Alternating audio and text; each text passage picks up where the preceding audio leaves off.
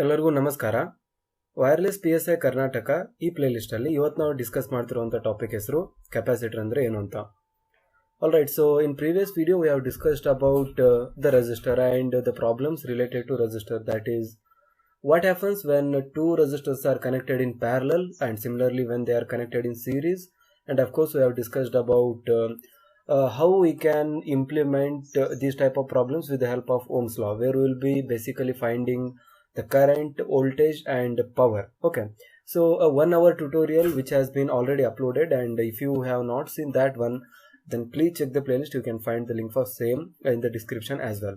All right, so today we will see interesting element, that is I can say passive element. Okay, so resistor, capacitor and inductor, these are the three basic like I can say these are the of Kannada and ABCD of English, where these will be essential for building any electrical network, that is in basically electrical as well as electronics. Okay, so there are many questions which are formed previously on this topic in Karnataka wireless PSI exam. Okay, so that's why we have to understand these topics thoroughly, otherwise we'll ending up losing marks. Alright, so we of course don't want that one, and that's why we'll be doing this one right now. Alright, so I will start with first slide where we'll be seeing the introduction regarding capacitor. Alright, so first thing which comes to our mind is what is meant by capacitor. So always I do the same thing. So what I will be doing is first I will explain some theory regarding that one, and then some basic terminologies and characteristics, applications, and then of course diagrams I will be showing you how they look like, and some practical things as well. So then we'll go for top 10 previously asked questions which are there already in the question papers, and we'll be picking those questions and seeing answers for them. So actually we'll be not seeing answers only, so I'll be also explaining why that particular answer is correct, and what will be the other answer, that is the alternative one. Alright, so all those things we will be seeing, and the regular viewers of course they will be knowing our flow, so I don't want to bore them by saying this again and again. Alright, so if you are new to the channel, please guys subscribe the channel, and if you are not like the video, please guys like the video now, or else you can like the video at the end of this topic. Alright, so now coming to the definition, what is meant by capacitor. Alright, so a capacitor is a device that stores electrical energy in a electric field. So it is passive electronic component with the two terminals. Okay, so capacitor ಅಂದ್ರೆ ಒಂದು passive electronic element ಇದೆ. So passive ಅಂದ್ರೆ ಇದು ಯಾವುದೇ ತರನಾದಂಥ ಎನರ್ಜಿನ produce ಮಾಡೋದಿಲ್ಲ ಅಥವಾ amplification ಮಾಡೋದಿಲ್ಲ. So ಇದನ್ನ ಕೂಡ ನಾನು ಎಕ್ಸ್ಪ್ಲೇನ್ ಮಾಡಿದ್ದೀನಿ. ಸೊ ಪ್ಯಾಸಿವ್ ಅಂತಂದ್ರೆ ಯಾವುದೇ ತರನಾದಂಥ ಎನರ್ಜಿನ ಅದು ಪ್ರೊಡ್ಯೂಸ್ ಮಾಡಲ್ಲ ಅಥವಾ ಯಾವುದೇ ತರನಾದಂಥ ಆಂಪ್ಲಿಫಿಕೇಶನ್ ಅಂದ್ರೆ ಸಿಗ್ನಲ್ನ ಸ್ಟ್ರೆಂತ್ ಜಾಸ್ತಿ ಮಾಡಲ್ಲ AC ಅಥವಾ DC ಇನ್ಪುಟ್ನ ತಗೊಂಡು.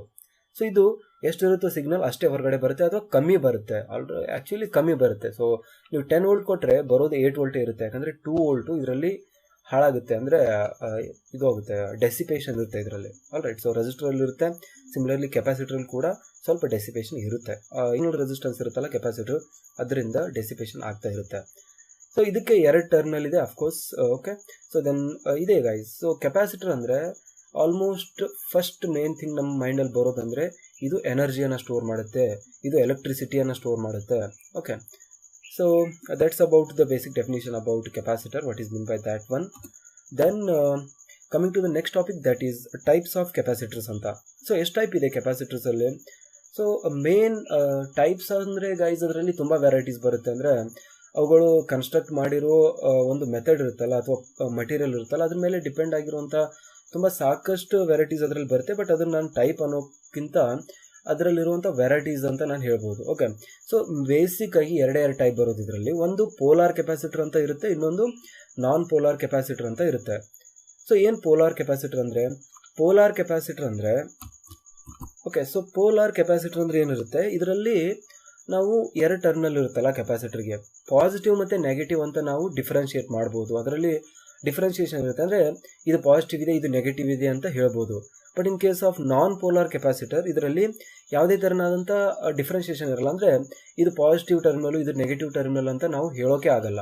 ಸೊ ಆ ಥರನಾದಂಥ ಕೆಪಾಸಿಟರ್ನ ನಾವು ನಾನ್ ಪೋಲಾರ್. ಪೋಲ್ ಅಂತಂದ್ರೆ ಏನು? ಸೌತ್ ಮತ್ತು ನಾರ್ತ್ ಪೋಲ್ ಅಂತ ನಾವು ಮ್ಯಾಗ್ನೆಟಲ್ಲಿ ಡಿಫ್ರೆನ್ಶಿಯೇಟ್ ಮಾಡ್ತೀವಿ. ಭೂಮಿ ಆದರೆ ನಾರ್ತ್ ಪೋಲ್ ಮೇಲ್ಗಡೆ ಇರುತ್ತೆ, ಸೌತ್ ಪೋಲ್ ಕೆಳಗಡೆ ಇರುತ್ತೆ, ಈ ಕಡೆ ಈಸ್ಟ್ ಈ ಕಡೆ ವೆಸ್ಟ್ ಅಂತ ಈ ಥರ ನಾವು ಪೋಲ್ಸನ್ನು ಹೇಳ್ತೀವಿ ತಾನೆ, ಅಂದರೆ ಎಂಡ್ ಹೇಳ್ತೀವಿ. ಸೊ ಅದೇ ರೀತಿ ಇದರಲ್ಲಿ ಪೋಲ್ಸ್ ಅಂತಂದರೆ ಪಾಸಿಟಿವ್ ಇದೆಯಾ ಅಥವಾ ನೆಗೆಟಿವ್ ಟರ್ಮಿನಲ್ ಯಾವುದು, ಪಾಸಿಟಿವ್ ಟರ್ಮಿನಲ್ ಯಾವುದು, ನೆಗೆಟಿವ್ ಟರ್ಮಿನಲ್ ಯಾವುದು ಅಂತ ನಾವು ಈ ಕೆಪಾಸಿಟರಲ್ಲಿ ಗುರುತಿಸ್ಬೋದು. ಅದನ್ನು ನಾವು ಪೋಲಾರ್ ಕೆಪಾಸಿಟರ್ ಅಂತ ಕರಿತೀವಿ. ನಾನ್ ಪೋಲಾರ್ ಅಂತಂದರೆ ಗುರುತಿಸೋಕೆ ಆಗಲ್ಲ. ಸೊ ಸಿಂಪಲ್ ಡೆಫಿನೇಷನ್ ಇದೆ ಗೈಸ್ ಇದಕ್ಕೆ. ಆಲ್ರೈಟ್, ಸೊ ನೋಡಿ ಸ್ವಲ್ಪ ಡೀಪಾಗಿ ಹೋಗೋಣ. What is mean by polar capacitor and what is mean by non polar capacitor ಅಂತ. So first we'll discuss about polar capacitor. So what is meant by that one? Alright, so it's a type of capacitor which is polarized. Okay, so which means it has got two terminals out of which one will be positive and another one will be negative. So alright, so ಇದೊಂದು capacitor ಇದೆ ಅಂತ ಅನ್ಕೊಳ್ಳಿ. Okay, so ಇದೊಂದು electrolyte capacitor ಇದೆ, ಈ ಥರ ಚೌಕಾಗಿರುತ್ತೆ. Then ಇದರಲ್ಲಿ ಎರಡು ಟರ್ಮಿನಲ್ ಇರುತ್ತೆ. ಒಂದು ಗಿಡ್ಗಿರೋದು ನೆಗೆಟಿವ್ ಅಂತ ಅಂದರೆ ನೆಗೆಟಿವ್ ಟರ್ಮಿನಲ್ಲು, ಇನ್ನೊಂದಿರುತ್ತಲ್ಲ ಅದನ್ನು ನಾವು ಪಾಸಿಟಿವ್ ಟರ್ಮಿನಲ್, ಹೈಟ್ ಆಗಿರೋದು ಸ್ವಲ್ಪ ಲೆಂತ್ ಜಾಸ್ತಿ ಇರುತ್ತಲ್ಲ ಅದನ್ನು ನಾವು ಪಾಸಿಟಿವ್ ಟರ್ಮಿನಲ್ ಅಂತ ಕರಿತೀವಿ. ಸೊ ಪೇಪರ್ ಗ್ರಿಡ್ ಕೆಪಾಸಿಟರ್ ಇದ್ದರೆ ಈ ಥರ ಇರುತ್ತೆ, ರೌಂಡ್ ಆಗಿರುತ್ತೆ ಮತ್ತು ಪೇಪರಿಂದ ಮಾಡಲ್ಪಟ್ಟದ್ದು. ಅದರಲ್ಲಿ ಕೂಡ ಈ ಥರ ಇರುತ್ತೆ. ಒಂದು ಪಾಸಿಟಿವ್ ಅಂದರೆ ಹೈಟ್ ಆಗಿರೋದು, ನೆಗೆಟಿವ್ ಅಂತಂದರೆ ಗಿಡ್ಕೆ ಇರೋದು, ಸೊ ಲೆಂತಲ್ಲಿ ಕಮ್ಮಿ ಇರುವಂಥದ್ದು.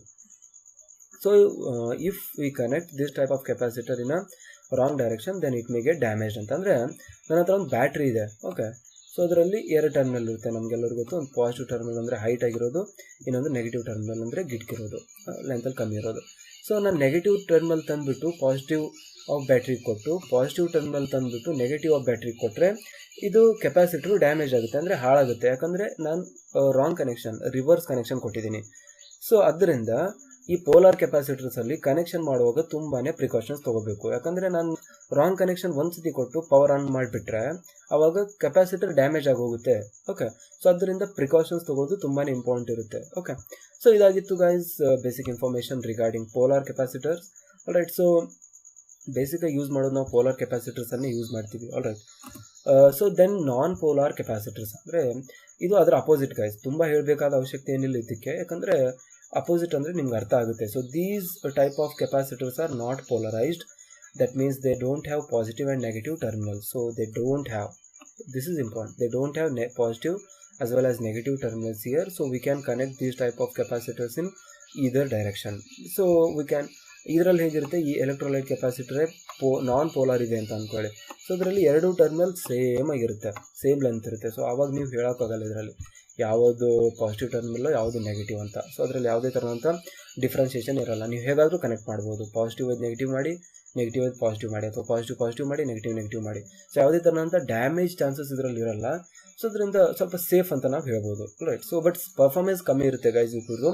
So that's why preferably communication ನೆಟ್ವರ್ಕ್ಸಲ್ಲಿ ತುಂಬಾ ಯೂಸ್ ಮಾಡೋದು ನಾವು ಪೋಲಾರ್ ಕೆಪಾಸಿಟರ್ಸ್. ಸೊ ಫಿಲ್ಟ್ರಿಂಗಲ್ಲಿ ತುಂಬಾ ಯೂಸ್ ಆಗುತ್ತೆ ಗೈಸ್. ಸೊ ಈ ನಾಯ್ಸ್ ಬರುತ್ತಲ್ಲ ರೇಡಿಯೋ ಸ್ಟೇಷನ್ಸಿಂದ, ಅಥವಾ ನಾನು ಮಾತಾಡ್ತಿದ್ದೀನಿ, ಅಫ್ಕೋರ್ಸ್ ಇದರಲ್ಲಿ ನನ್ನ ಜೊತೆಗೆ ನಾಯ್ಸ್ ಬರ್ತಾ ಇರುತ್ತೆ ವಾತಾವರಣದಿಂದ.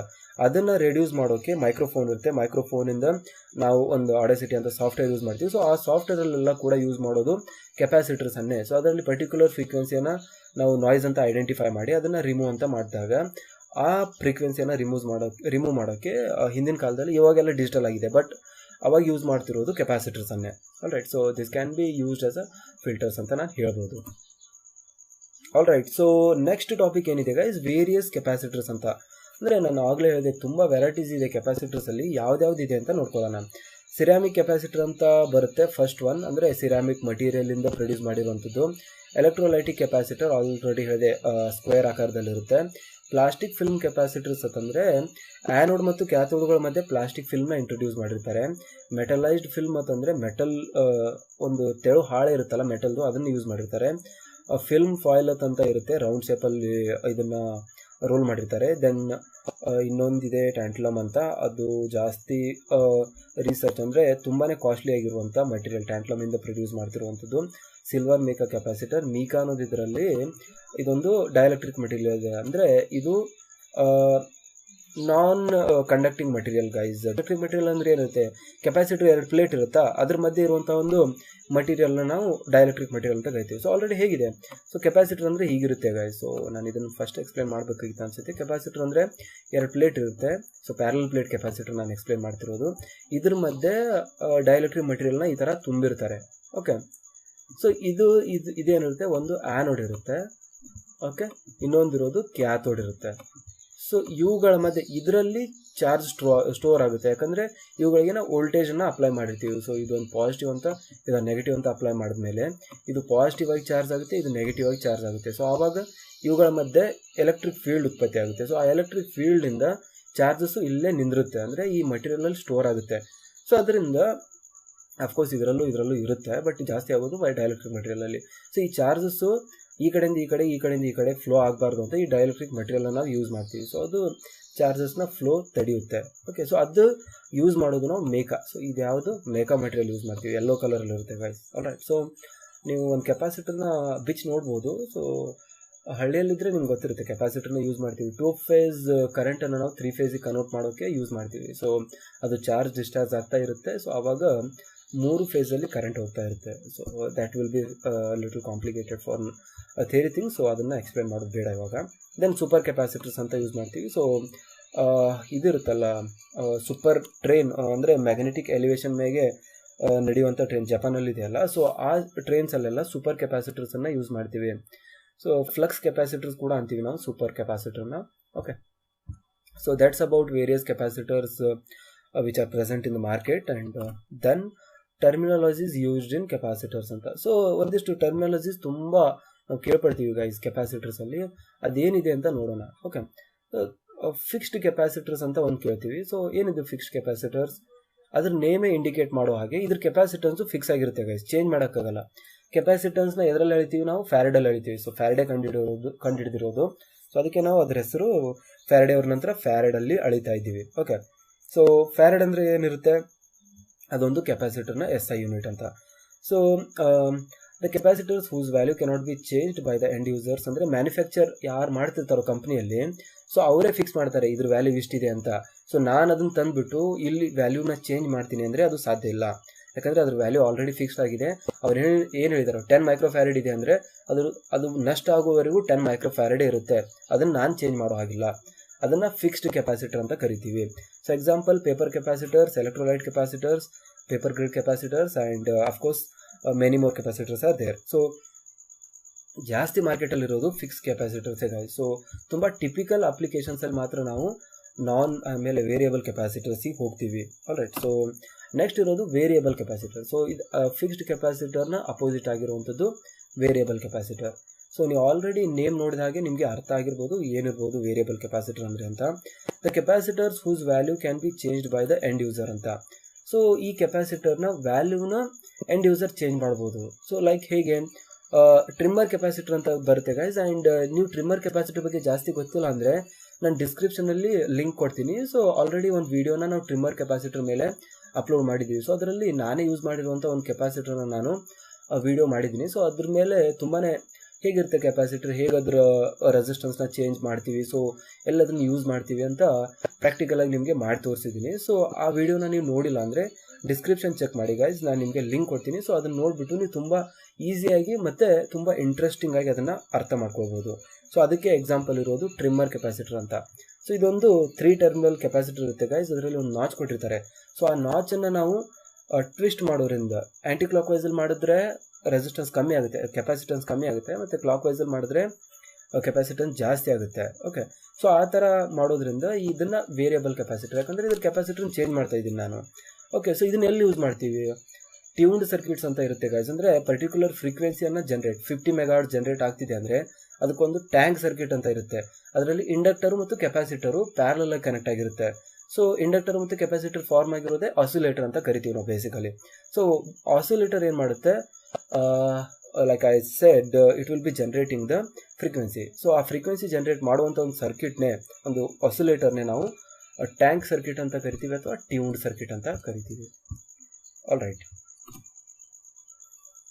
So this slide shows actually how they look ಅಂತ, ಅಂದರೆ ಹೇಗೆ ಕಾಣಿಸುತ್ತೆ ಇದರಲ್ಲಿ ನೋಡಿ.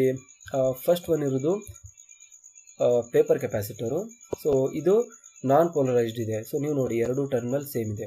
ಅದರಲ್ಲೇ ಬರುತ್ತೆ ಪೋಲರೈಸ್ಡ್, ಒಂದು ಟರ್ಮಿನಲ್ ಗಿಡ್ಗಿದೆ, ಒಂದು ಇಲ್ಲೊಂದು ಲೆಂತಲ್ಲಿ ಜಾಸ್ತಿ ಇದೆ. ಸೊ ಇದು ಎಲೆಕ್ಟ್ರೋಲೈಟ್ ಕೆಪಾಸಿಟರ್. ಸೊ ನೋಡಿ ಪೋಲರೈಸ್ಡ್ ಇದೆ, ಆಮೇಲೆ ಇದು ನಾನ್ ಪೋಲರೈಸ್ಡ್ ಇದೆ. ಸೊ ಸೇಮ್ ಟರ್ಮಿನಲ್ ಲೆಂತ್ ಇದೆ. ಆಮೇಲೆ ಇದು ಥಿನ್ ಟೈಟಾನಿಯಮ್ ಅಂತ ಹೇಳಿದ್ನಲ್ಲ, ಆ type of capacitor. So where they will be like a button. Then ಇದು ಫಾಯಿಲ್ ಕೆಪಾಸಿಟರ್ಸ್ ಅಂತ ಹೇಳಿದ್ನಲ್ಲ ಗೈಸ್. ಆಮೇಲೆ ಅಫ್ಕೋರ್ಸ್ ಇದು ಎಲೆಕ್ಟ್ರೋಲೈಟ್ ಕೆಪಾಸಿಟರ್ ಕೂಡ ಒಂದು ಥರದ ಫಾಯಿಲ್ ಕೆಪಾಸಿಟರ್. ಅಂದರೆ ಇದನ್ನ ಈ ಥರ ಮಡಿಸಿರ್ತಾರೆ. ಇದರಲ್ಲಿ ನೋಡಿ ಫಸ್ಟ್ಗೆ ಆ್ಯನೋಡ್ ಇರುತ್ತೆ, ಆಮೇಲೆ ಕ್ಯಾಥೋಡ್ ಇರುತ್ತೆ. ಇವುಗಳ ಮಧ್ಯೆ ಇಲ್ಲೊಂದು ಫಿಲ್ಮ್ ಇದೆ ಗೈಸ್, ಅಂದರೆ ಸಪ್ರೇಟರ್ ಡೈಎಲೆಕ್ಟ್ರಿಕ್ ಮಟೀರಿಯಲ್ನ ಹಾಕಿರ್ತಾರೆ, ಯೆಲ್ಲೋ ಕಲರ್ ಇರುತ್ತೆ. ಸೊ ಅದು ಇವುಗಳ ಮಧ್ಯೆ ಚಾರ್ಜ್ ಸ್ಟೋರ್ ಮಾಡೋಕ್ಕೆ ಹೆಲ್ಪ್ ಮಾಡುತ್ತೆ. ಈ ಪಾಸಿಟಿವ್ ಮತ್ತು ನೆಗೆಟಿವ್ ಪ್ಲೇಟ್ ಮೇಲೆ ಚಾರ್ಜ್ ಸ್ಟೋರ್ ಆಗುತ್ತೆ.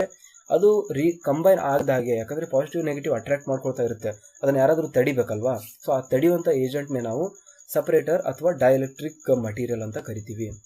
ಸೊ ಅದು ಆ ಎರಡು ಚಾರ್ಜ್ಗಳ ಕಾಂಬಿನೇಷನ್ ಅಥವಾ ರೀಕಾಂಬಿನೇಷನ್ನ ತಡೆಯುತ್ತೆ. ಆಲ್ರೈಟ್, ಸೊ ಇವಾಗ ನಮ್ಮ ಆ್ಯಕ್ಚುಯಲ್ ಟಾಪಿಕ್ಗೆ ಬರೋಣ. MCQs ಆನ್ ಕೆಪಾಸಿಟರ್ಸ್, ಅಂದರೆ ಪ್ರೀವಿಯಸ್ ಆಗಿ ಕೇಳಿರುವಂಥ ಪ್ರಶ್ನೆಗಳನ್ನು ನಾವು ನೋಡೋಣ. ಆಲ್ರೈಟ್, ಸೊ ಏನಿದೆ ಫಸ್ಟ್ ಪ್ರಶ್ನೆ, ವಾಟ್ ಈಸ್ ಕೆಪಾಸಿಟರ್ ಅಂತ. ಸೊ ತುಂಬ ಬೇಸಿಕ್ ಕ್ವಶನ್ ಕೇಳಿದ್ದಾರೆ ನೋಡಿ.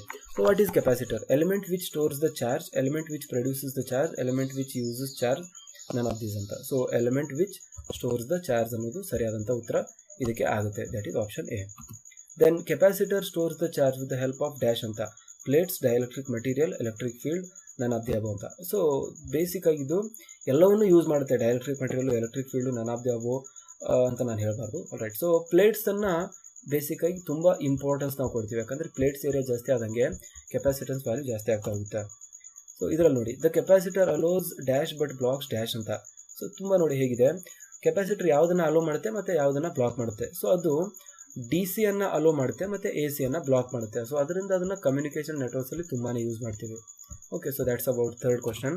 And then coming to the fourth question, the capacitor whose terminals can identified as positive and negative are called as non-polar capacitors, polar capacitors, then super capacitors. The fourth option is that is none of these ಅಂತ. So positive and negative ಅಂತ ನಾವು identify ಮಾಡಬೇಕಾದ್ರೆ ಅವು ಇರೋದು polar ಕೆಪಾಸಿಟರ್ಸಲ್ಲಿ ಮಾತ್ರ. Okay, so identify ಮಾಡದೇ ಇರೋದು non polar ಕೆಪಾಸಿಟರ್ಸಲ್ಲಿ. The capacitance C is charge through a resistor R. The time constant of the charging current is circuit is given by. So time constant ಏನಿರುತ್ತೆ guys, RC ಅಂತ ಇರುತ್ತೆ. That is multiplication of resistance and capacitance. So time constant T ಅಂತ ಬರುತ್ತೆ.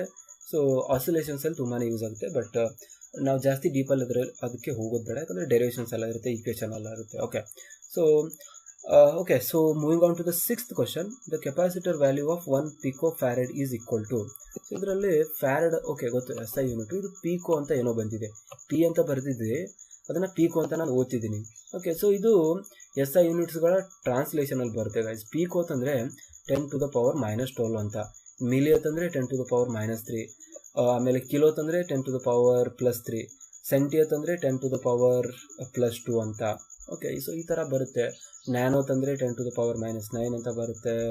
Micro ತಂದರೆ 10 to the power -6 ಅಂತ ಬರುತ್ತೆ. So ಇದ್ರ ಮೇಲೆ ವಿಡಿಯೋ ಅಪ್ಲೋಡ್ ಆಗಿದೆ. ಸೊ ನೀವು ಪ್ಲೇಲಿಸ್ಟನ್ನು ಚೆಕ್ ಮಾಡಿ, ನಿಮಗೆ ಆಲ್ರೆಡಿ ಈ ವಿಡಿಯೋ ಸಿಗುತ್ತೆ. ಸೊ ಈ ಥರದಂಥ ಕ್ವಶನ್ಸ್ ಒಂದಿಲ್ಲ ಒಂದು ಕೇಳ್ತಾರೆ ಗೈಸ್, ಯಾಕಂದರೆ ರೆಸಿಸ್ಟೆನ್ಸ್ ಆದರೂ ಕೇಳ್ತಾರೆ, ಕೆಪಾಸಿಟನ್ಸ್ ಆದರೂ ಕೇಳ್ತಾರೆ, ಇಂಡಕ್ಟರ್ ಆದರೂ ಕೇಳ್ತಾರೆ.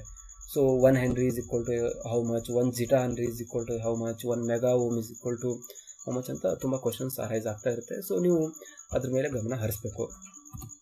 All right, so seventh question, the ohmmeter reading for a short circuited capacitor is. Okay, so ಒಂದು ಕೆಪಾಸಿಟರ್ನ ನಾವು ಶಾರ್ಟ್ ಸರ್ಕ್ಯೂಟ್ ಮಾಡಿದ್ದೀವಿ ಅಂದರೆ ಈ ಥರ ಕೆಪಾಸಿಟರ್ ಇರುತ್ತೆ, ಇದು ತೆಗೆದುಬಿಟ್ಟು ನಾವು ಡೈರೆಕ್ಟ್ ಕನೆಕ್ಷನ್ ಮಾಡಿದ್ದೀವಿ. ಸೊ ಅವಾಗ ಓಮೋಮೀಟರ್ ಅಂತಂದರೆ ರೆಸಿಸ್ಟೆನ್ಸ್ ಅಳೆಯುತ್ತೆ. ಓಮೋಮೀಟರು ಅದ್ರ ವ್ಯಾಲ್ಯೂ ಎಷ್ಟು ಇರುತ್ತೆ ಅಂತ ಕೇಳ್ತಿದ್ದಾರೆ. ಸೊ ಕೆಪಾಸಿಟರ್ ಇದ್ದಾಗ ಓಮೋಮೀಟರ್ ವ್ಯಾಲ್ಯೂ ಜಾಸ್ತಿ ಇರುತ್ತೆ. ಅದು ಶಾರ್ಟ್ ಸರ್ಕ್ಯೂಟ್ ಮಾಡಿದಾಗ ರೆಸಿಸ್ಟೆನ್ಸ್ 0 ಆಗುತ್ತೆ, ಅಂದರೆ ನಿಯರ್ಲಿ ಈಕ್ವಲ್ ಟು 0 ಅಂತ ನಾನು ಹೇಳ್ಬೋದು. Okay, then eight question, if 5 microfarad capacitors are connected in parallel, then net capacitance is equal to. ನೋಡಿ, 3 ಕೆಪಾಸಿಟರ್ ಇದೆ, ಈಚ್ ವ್ಯಾಲ್ಯೂ 5 microfarad ಇದೆ. ಸೊ ಈ ಥರ ಒಂದು ಪ್ರಾಬ್ಲಮ್ ಇದೆ. Okay, just draw here.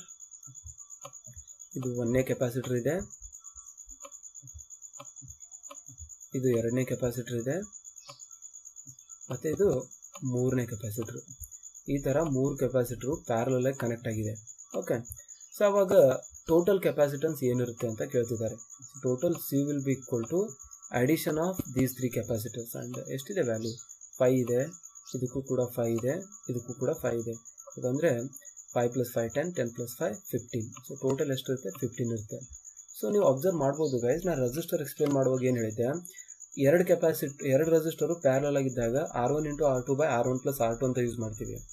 But ಎರಡು ರೆಸಿಸ್ಟೆನ್ಸು ಸೀರೀಸಲ್ಲಿ ಇದ್ದಾಗ ಅಡಿಷನ್ ಇರುತ್ತೆ, ಅಂದರೆ R1 + R2 ಅಂತ ಮಾಡ್ತೀವಿ. ಸೊ ನೀವು ಇಲ್ಲಿ ನೆನಪಿಡಬೇಕಾದ ಒಂದು ಪಾಯಿಂಟ್ ಏನಂದರೆ, ರೆಸಿಸ್ಟರ್ ಮತ್ತು ಕೆಪಾಸಿಟರ್ ಪಕ್ಕಾ ವೈರಿಗಳಿವೆ. ಅಂದರೆ ರೆಸಿಸ್ಟರಲ್ಲಿ ಏನಿರುತ್ತೋ ಅದು ಕೆಪಾಸಿಟರಲ್ಲಿ ಉಲ್ಟಾಗುತ್ತೆ. ಅಂದರೆ ರೆಸಿಸ್ಟರ್ ಸೀರೀಸಲ್ಲಿ ಇದ್ದಾಗ R1 + R2 ಆಗುತ್ತೆ. ಅದೇ ರೀತಿ ಕೆಪಾಸಿಟರ್ ಪ್ಯಾರಲಲ್ ಇದ್ದಾಗ R1 + R2 ಆಗುತ್ತೆ. ರೆಸಿಸ್ಟರ್ ಪ್ಯಾರಲಲ್ ಇದ್ದಾಗ R1 × R2/R1 + R2 ಅಂತ ಯೂಸ್ ಮಾಡ್ತೀವಿ. ಅದೇ ರೀತಿ ಕೆಪಾಸಿಟರ್ಸು ಸೀರೀಸಲ್ಲಿದ್ದಾಗ C1 × C2/C1 + C2 ಅಂತ ಯೂಸ್ ಮಾಡ್ತೀವಿ. ಅಂದರೆ ಅವೆರಡು ಅಪೋಸಿಟ್ ಇದೆ ಅಂತ ಅರ್ಥ. ಸೊ ಹಾಗಿದ್ದಾಗ ಸರಿಯಾದಂಥ ಉತ್ತರ 15 ಮೈಕ್ರೋಫ್ಯಾರಡ್ ಇದಕ್ಕೆ ಆಗುತ್ತೆ. ಅದು addition of all those 3 capacitors ಅಂತ. Okay, so then 9th question, the capacitor preferred for high frequency circuits is. So high frequency ಆಪರೇಷನಲ್ಲೆಲ್ಲ ಯಾವ ಕೆಪಾಸಿಟರ್ನ ಯೂಸ್ ಮಾಡ್ತೀವಿ ಅಂತ ಕೇಳ್ತಿದ್ದಾರೆ. Mica capacitor, air capacitor, electrolyte capacitor and paper grid capacitor ಅಂತ. So electrolyte, paper grid, air capacitor ಇವೆಲ್ಲವೂ ತುಂಬ ಲ್ಯಾಬಲ್ಲಿ ಯೂಸ್ ಮಾಡ್ತಿರುವಂಥ ಕೆಪಾಸಿಟರ್ಸ್ ಮತ್ತು ತುಂಬ ಸಣ್ಣ ಅಪ್ಲಿಕೇಶನ್ಸ್ಗೆ. But mica capacitor is the one which is boss. So where it will be used in all the practical applications like in the agricultural units and in production units like the electrical networks where there will be transmission lines and there we need capacitor. So all those capacitors are made up of mica material. Okay, so that's why the one which is used for high frequency is mica capacitors. So mica is a dielectric material, guys, keep in that mind. So in case of a lossy capacitor, its series equivalent resistance value will be. So lossy capacitor is something which loses its capacitance after some time. Okay, so if you charge a capacitor and if you measure it initially, it will be of 10 microfarad, and after 1 hour if you measure the same capacitance without discharging that one, then it will be around 9.5 microfarad. A 0.5 microfarad has been lost without doing anything to that one. So that is basically lossy capacitor, where the capacitance will be lost automatically. Alright, so what will be happening if we connect those in series? So equivalent resistance will be, actually the equivalent resistance will be large there. Okay, alright, so 11th question, and I hope the last second question I think. In a capacitor the electric charge is stored in dash. Okay, so that one I already discussed, that is it is stored in plates anta. Alright, so this is a tricky question, guys, and you have to use your some of your brain here. So a capacitor having a capacitance of microfarad is connected across a 250 volt DC source. The charging current will be least. ಯಾವಾಗ list ಇರುತ್ತೆ ಅಂತ ಕೇಳ್ತಿದ್ದಾರೆ. when capacitor is not charged at all, when capacitor is half charged, when capacitor is 2/3 charged, and when capacitor is fully charged at all. ಅಂದರೆ ಯಾವಾಗ ಜಾಸ್ತಿ current flow ಆಗ್ತಾ ಇರುತ್ತೆ ನೆಟ್ವರ್ಕಲ್ಲಿ, capacitor value 40 microfarad ಇದೆ ಮತ್ತು 250 ವೋಲ್ಟ್ DC ಸೋರ್ಸ್ ಕನೆಕ್ಟ್ ಇದೆ. ಯಾವಾಗಿರುತ್ತೆ ನೀವು ಇದನ್ನು ಆನ್ಸರ್ ಫಸ್ಟ್ ನೀವು ಕಮೆಂಟ್ ಮಾಡೋಕ್ಕೆ ಟ್ರೈ ಮಾಡಿ. ಅಂದರೆ ಒಂದು ಕೆಪಾಸಿಟರ್ ಇದೆ ನೆಟ್ವರ್ಕಲ್ಲಿ. ಓಕೆ, ಸೊ ಇಲ್ಲಿ ಒಂದು ಕೆಪಾಸಿಟರ್ ಇದೆ, ಸ್ವಲ್ಪ ಇದನ್ನು ಟೈಮ್ ಕೊಟ್ಟು ನೋಡಿ ಗೈಸ್. ಸೊ ಇದಕ್ಕೆ ಒಂದು ಬ್ಯಾಟ್ರಿನ ಕನೆಕ್ಟ್ ಮಾಡಿದ್ದೀವಿ. ಸೊ ಇದು ಮತ್ತೆ ರೆಸಿಸ್ಟರು, ಇಂಡಕ್ಟರು ತುಂಬ ಇದೆ ಅಂತ ಅಂದ್ಕೊಳ್ಳಿ. ನೀವು ಇಲ್ಲೊಂದು ಬ್ಯಾಟ್ರಿ ಕನೆಕ್ಟ್ ಮಾಡಿದ್ದೀನಿ ನಾನು. ಪಾಸಿಟಿವ್ ಈ ಕಡೆ ಇದೆ, ನೆಗೆಟಿವ್ ಈ ಕಡೆ ಇದೆ. ಈ ಥರ ಬಂದ್ಬಿಟ್ಟು ಎಲೆಕ್ಟ್ರಿಕಲ್ ನೆಟ್ವರ್ಕ್ ಕಂಪ್ಲೀಟ್ ಆಗ್ತಾ ಇದೆ. ಸೊ ಇದರಲ್ಲಿ ಕರೆಂಟ್ ಫ್ಲೋ ಆಗಬೇಕು. ಯಾವಾಗ ಈ ಕರೆಂಟು ಮ್ಯಾಕ್ಸಿಮಮ್ ಇರುತ್ತೆ ಅಂತ ಕೇಳ್ತಿದ್ದಾರೆ. ಓಕೆ, ಸೊ ಯಾವಾಗಿರುತ್ತೆ ಗೈಸ್? ನೀವು ವಿಡಿಯೋನ ಪಾಸ್ ಮಾಡಿ ಆನ್ಸರ್ನ ಕಮೆಂಟ್ ಮಾಡಿ ಮತ್ತು ವಿಡಿಯೋನ ರಿಸ್ಯೂಮ್ ಮಾಡಿ. ಓಕೆ, ಸೊ ಅದಿರೋದು when capacitor is not at all charge ಅಂತ. ಅಂದರೆ ಈ ಕೆಪಾಸಿಟರ್ನ ಚಾರ್ಜ್ ಮಾಡೋಕ್ಕೆ ತುಂಬ ಕರೆಂಟ್ನ ಇದು ಡ್ರಾ ಮಾಡ್ಕೊಳ್ಳುತ್ತೆ. ಆವಾಗ ಸರ್ಕ್ಯೂಟಲ್ಲಿ ಜಾಸ್ತಿ ಕರೆಂಟ್ ಹರಿತಾ ಇರುತ್ತೆ. Right, so that's about the 12th question. And that's all about today's session, guys. The topic capacitor we have discussed, and I hope you enjoyed this video and learned something from this one. So if you have any doubts, queries, or if you have any suggestions for us, then you can please comment them down, and we will be surely seeing them and taking actions regarding those things. And if you have not subscribed to the channel, please guys subscribe to the channel, because we will be uploading all these types of materials which are useful for KPSC non-technical exams and wireless PSI and all the government Karnataka. Specifically we are targeting on Karnataka exams. Okay, so see you in the next video. Thanks for watching this video. Thanks for watching. See you in the next video. Namaste.